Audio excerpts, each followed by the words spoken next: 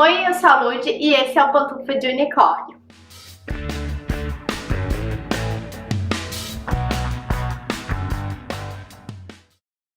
Hoje o nosso vídeo será: precisamos falar sobre Gabrielle Union. Quem é Gabrielle Union? Lembra que no Problematizando a gente falou sobre os filmes de high school? Especificamente Ela é Demais e 10 Coisas que Eu Odeio em Você, a gente falou sobre a Gabrielle Union. Aqui eu vou falar sobre a Gabrielle Union, mas não especificamente sobre ela, mas o que ela representa. Então esse será um Problematizando a Gabrielle Union. Mentira, a gente vai problematizar aqui as oportunidades da Gabrielle Union.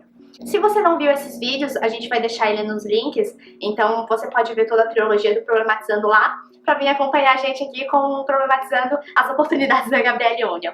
E quem era ela? E quem era, né? No caso, quem é a Gabrielle Union? A Gabrielle Union é uma ex-modelo, né, estadunidense, que foi pra carreira de atriz e começou a atuar com papéis pequenos na década de 90. O primeiro papel dela foi numa sitcom. Aqui no Brasil, a sitcom tinha o nome de Galera do Barulho, e ela foi exibida entre 89 e 93.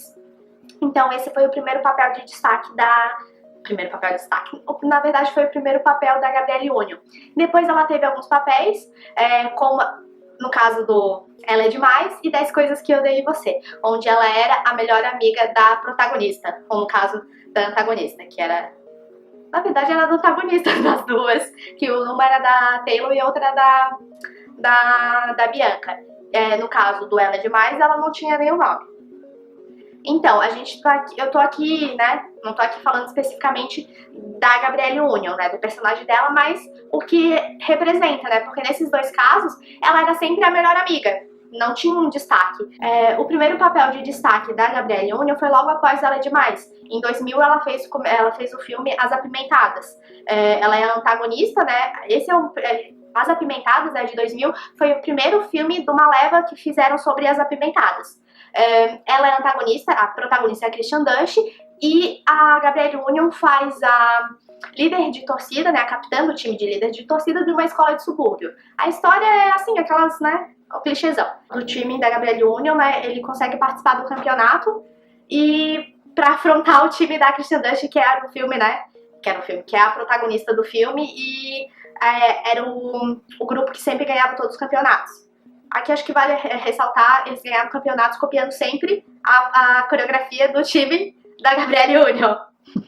Então, esse foi o primeiro papel de destaque dela. Depois ela fez, na mesma década, isso em 2000, né? Ela faz o Alguém para Eva e Uma Boa Ação, que são dois filmes de comédia romântica onde ela é protagonista e o co-protagonista dela é negro. Isso é muito difícil. Então a gente vai falar aqui sobre isso hoje.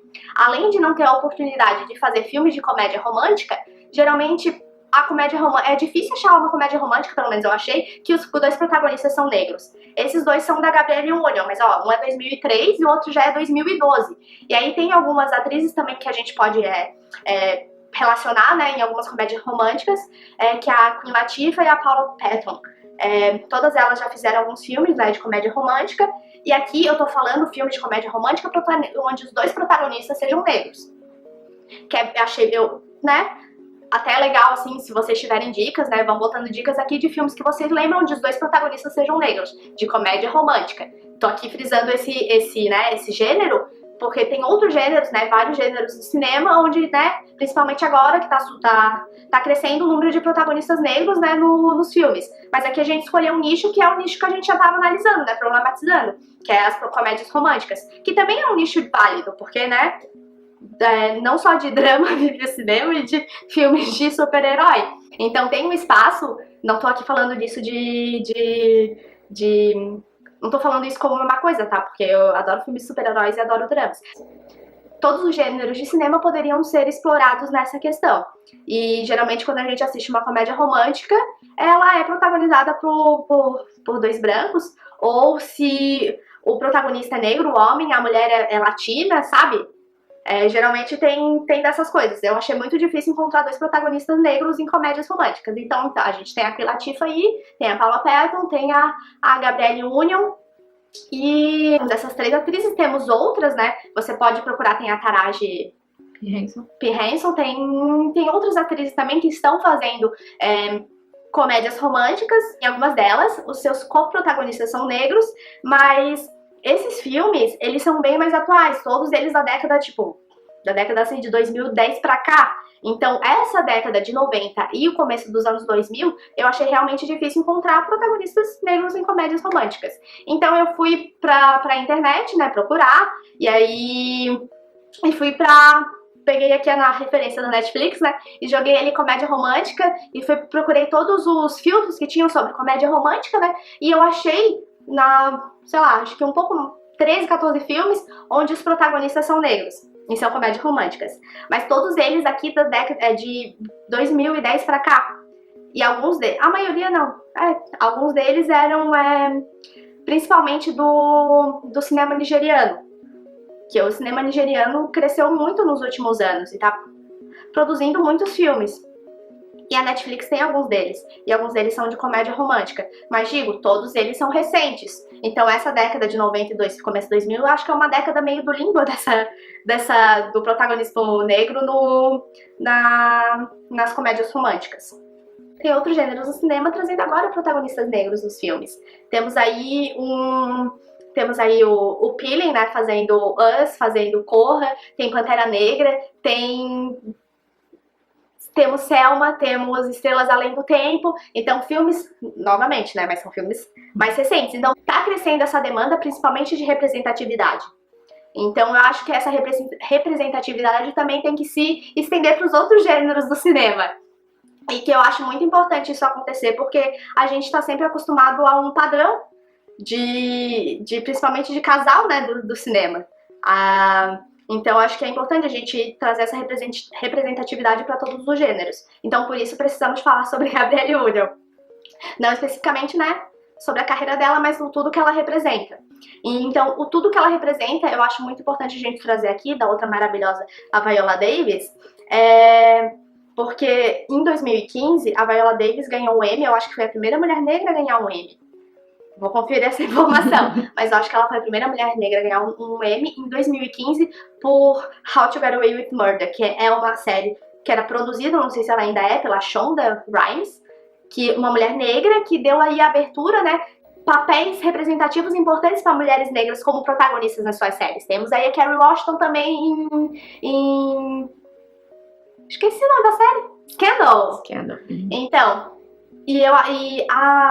o Emmy, se eu não me engano, eles inscrevem não a série toda, né? Mas eles podem inscrever na mesma categoria 2 vezes a série, né? Porque eles inscrevem por episódio. Eu acho que é o Emmy sim, não é o Golden Globe. Então eles inscrevem a série por episódio. Então nesse episódio aqui, especificamente que a Viola foi inscrita, né? É um episódio sensacional, ela tá maravilhosa, ela é maravilhosa. E quando ela ganha, ela vai lá fazer o seu discurso e ela tava concorrendo naquela categoria com a Taraji e com a Kerry Washington. Ou não. A Taraji eu tenho certeza, a Kerry eu não tenho, mas a Kerry também se levanta durante o concurso. Se levanta durante o discurso. A Viola começa seu discurso citando a Harriet Tubman, que ficou conhecida nos Estados Unidos como defensora dos direitos humanos e ajudou a libertar diversos escravos. E ela começa a fala dizendo da Harriet, dizendo que ela vê, né, várias mulheres atravessando aquela linha, né, mulheres brancas, e ela não consegue chegar até lá. E aí então a Viola faz um discurso agradecendo, né, as mulheres que cruzaram essa linha, né, como a Taraji, a Carrie, a Nicole Behavior, acho que é Behavior, e a Gabrielle Union. Ela faz esse discurso agradecendo essas mulheres que cruzaram a linha, que né, mulheres negras que foram, abriram caminho para as outras que vieram depois dela. A Viola termina o discurso dela com uma frase que eu acho muito impactante, que é: a única coisa que diferencia as mulheres de cor para uma outra qualquer é a oportunidade. Então, realmente, a gente tá aqui falando problematizando as oportunidades da Gabrielle Union. E realmente, né, em 2015, a Viola aqui tá falando, né, a gente tá falando de oportunidades na década de 90 e começo dos anos 2000. E a Viola em 2015 aqui reforçando essa ideia do que falta aí, né, é a oportunidade. Outro aspecto que a Viola aborda no discurso dela é sobre os papéis que são escritos, né, para as mulheres negras, né, porque não se pode atuar em papéis que não são inscritos. Então, por que ela foi a primeira negra ali a ganhar um Emmy? Porque teve alguém ali que deu a oportunidade de escrever um papel representativo e relevante pra ela. Personagem interessante, né? Sim, um personagem que é maravilhoso. Ela é uma advogada, ela é respeitada no campo dela, ela tem né, ela tem ali o seu papel fundamental naquela instituição e naquela série. Então, ela ressalta, né, alguns diretores, alguns produtores, entre eles a Shonda, né, que deram a oportunidade de escrever papéis que não eram os papéis usuais que eram escritos para as mulheres negras, né? Porque até então a gente tinha papéis padrões, que era papel que a Gabrielle Union fazia, daquela melhor amiga negra, aquela personagem que não tinha nome, aquele personagem lá que passava em branco na tela, né? Então ela ressalta que a oportunidade de se escrever papéis representativos é o que deu a oportunidade dela estar ali sendo a primeira negra a ganhar, a mulher negra, né, a ganhar um Emmy, num papel que é maravilhoso. Agora tá mais ou menos a série, mas ela continua sendo maravilhosa.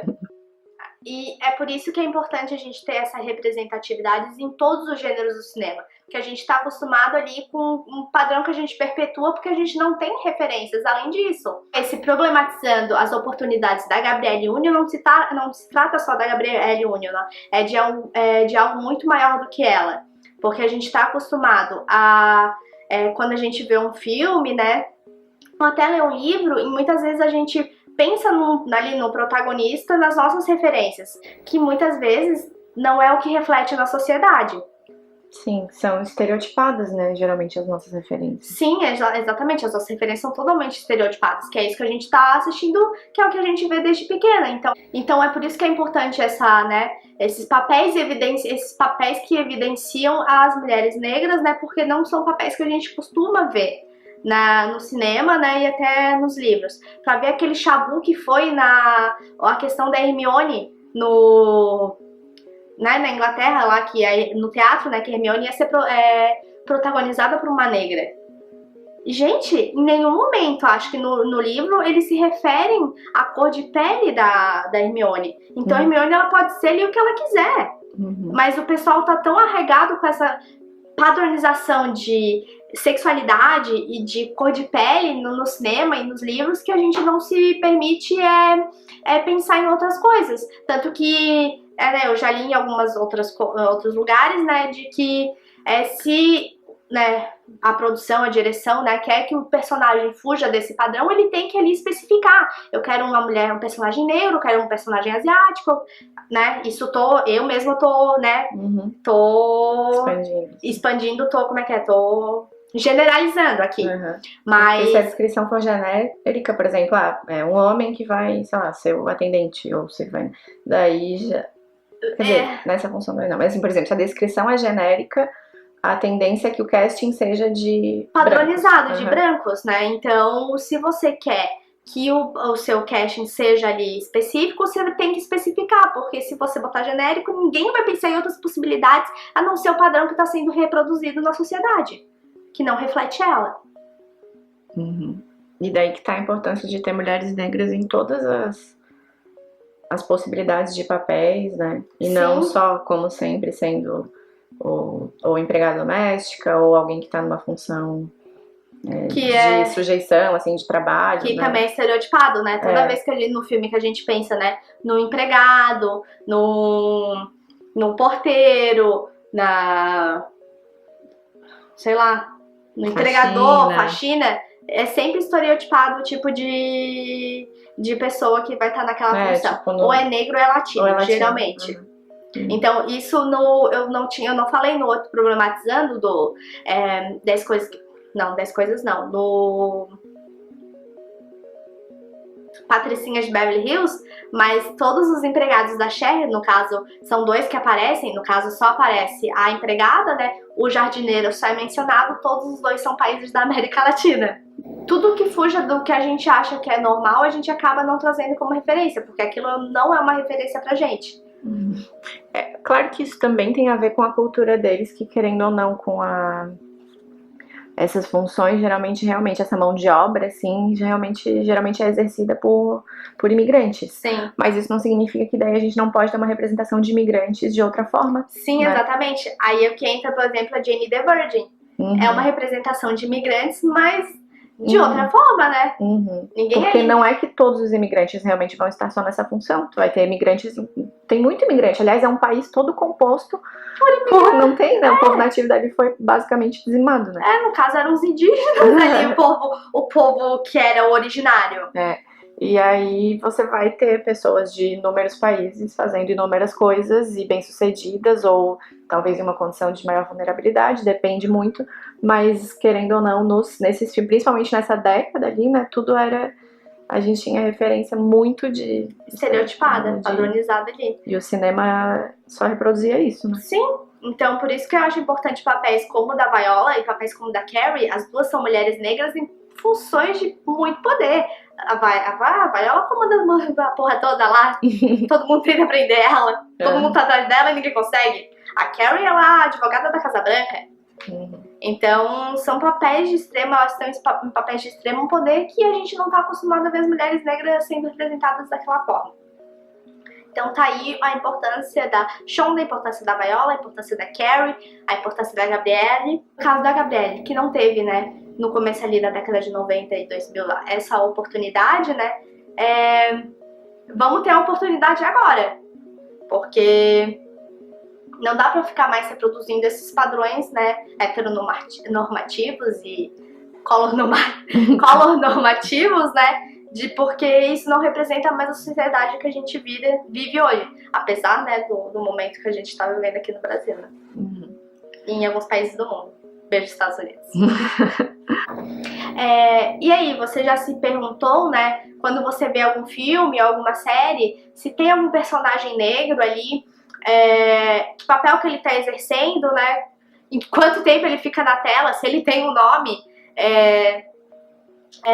e será que isso impacta na forma que o nosso imaginário, né, continua perpetuando essas referências? Então comenta aqui com a gente, né, diz que você, né, acha sobre o assunto, né, se você também pensa dessa forma e já parou para pensar sobre essa representatividade e oportunidades que as mulheres negras têm no cinema e têm nas séries. É isso. Beijo, até o próximo vídeo.